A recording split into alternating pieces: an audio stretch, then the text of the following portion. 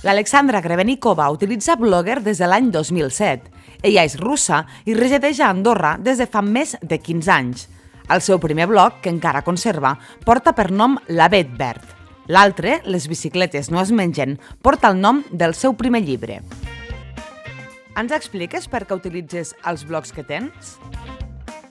L'Avet Verd és el blog que vaig començar quan encara no publicava res a la premsa i pensava que era una manera de projectar-me de forma que ningú em vegi. Me'n vaig equivocar, la gent me'n va començar a llegir i així va començar tot. Més que res del món vegetal, té coses personals i té anècdotes. Les bicicletes no es mengen és un blog d'anècdotes fetes articles i les bicicletes no es mengen pràcticament tot són articles ja publicats a la premsa. Com convenceries algú per llegir els teus posts?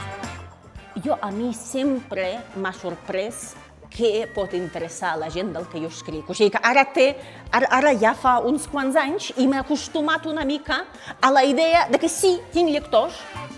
De què parlen els teus articles? Si la gent em vol conèixer, ho llegirà.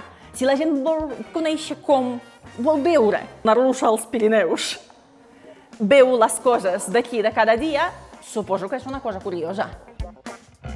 Tu en segueixes molts de blogs. Ens n'aconselles un en concret?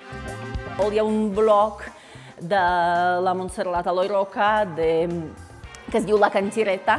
És un blog poètic, així urgellenco, segarenc, amb unes poesies que trobo precioses, amb una visió de la vida molt bonica.